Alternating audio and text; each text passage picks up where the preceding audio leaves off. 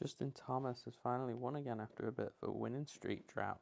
So we've got a couple of videos of his swing here. This from slightly different angles, which I kind of like sometimes, just to give a different point of view of the swing analysis.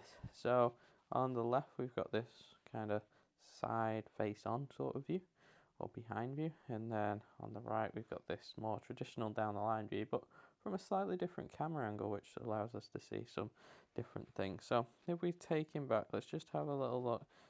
You can see how he's got this little kind of bump down and towards the right hand side as he takes it back. That's just kind of that pressure moving towards that right side. It's what we see on like the force plates that you generally don't see too much of in sort of full motion, but you can see it in slow mo where he's really moving and loading and pulling that club back with his body, not his hands. You can see that. You can see how as well from this angle, which is really nice, is look at the little sort of rotation of that head as well. It just facilitates a nice rotation through the spine. So we can't see a whole lot from this angle further on in the swing. We'll see more in the downswing that's quite interesting. So we'll focus on this right hand side. So you can see posture wise, lovely posture. A lot of things I talk about. He's got a nice neutral spine that reflects the natural curvature of the spine. The hands, which you'll see with a lot of great players with driver, just hang outside the shoulders. We'll see nice bit of knee bend. We'll see good balance point. So I always like to look at that hip joint and see it's pretty much stacked over the ankles there. That's a really nice checkpoint. So let's take Justin into this takeaway. So Justin's got a really nice one-piece takeaway. You'll see how, like I say, he's got that little load into the ground, and then he moves back, got a little bit of hip turn, and then you'll see that lovely one-piece takeaway by that club head is outside the hands. He's maintained this triangle in between his arms, and that club face is pretty much square to his spine angle here. Very, very traditional. I love that takeaway. You'll see now he starts to set the club up a little bit here. Now Justin's got quite a high swing, or could you call that more two-plane? It's very sort of old-fashioned upright sort of motion. So you can see here that shaft is pitched. You'd see this more in the traditional down the line view, but you can see how that shaft is pitched very vertical for driver. Not a whole lot of wrist set here. Let me take it back to a similar position. You'll see, kind of like I say, you can't really see on this angle here. We'll use this more for the downswing view, which you can see some nice things going on. So let's just take it up to the top. I love how, look at his right pocket, how that's moving up and away, and he's getting some nice hip tilt and nice shoulder tilt that really sets the club. You'll see how he kind of moves in and then up with the hands here, and that right pocket starts to move back and up. You can really see how he's rotating into that right side of the pelvis, or that right hip here. Let's bring him up to the top and just freeze frame it a little bit there. Doing the same on the left hand side. So you see Justin's really high hands here. You know, you see somebody like Rory with the hands more over here. It's more of your old school swing. That right leg straightened a little bit out. Like I say, that hip pocket's moved up and back.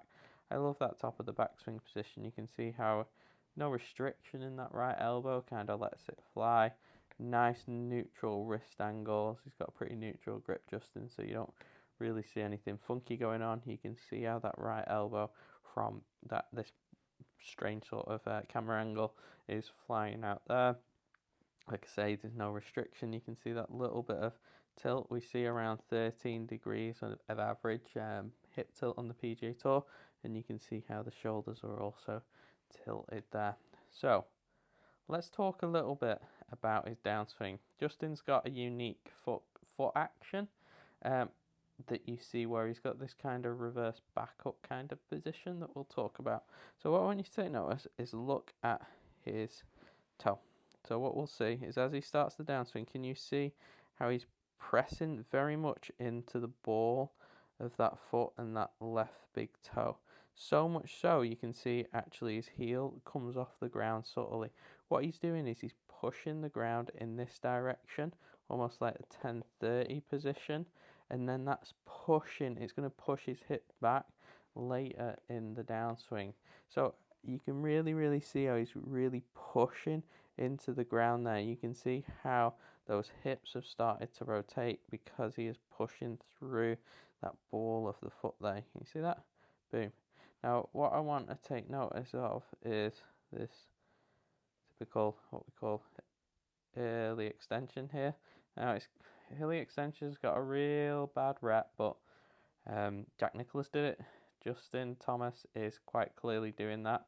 You can see how the pressure's going to move to this ball off the big toe. You can see how, look how he's gone from quite a straight right leg to a very flex position on the way down here. Very quickly done that as the weight moves out towards the toes. Justin's what I call almost like a jumper style swing, and that's his kind of unique pattern. You'll note as well is how much space he has got between that early extension typical line and his butt there. What I want you to look at as well is look at the top of the swing. What's happening with those wrists? You maybe see it on this angle as well. Can't see it as well on that position, but what I want you to see is look how that left wrist and right wrist are positioned, and then watch. Can you see? Look how it starts to move into flexion. So it's in a neutral position, and then he starts to flex that lead wrist and extend the right wrist. So you can see here is how much more that left wrist is in flexion and how much more that right wrist is in extension.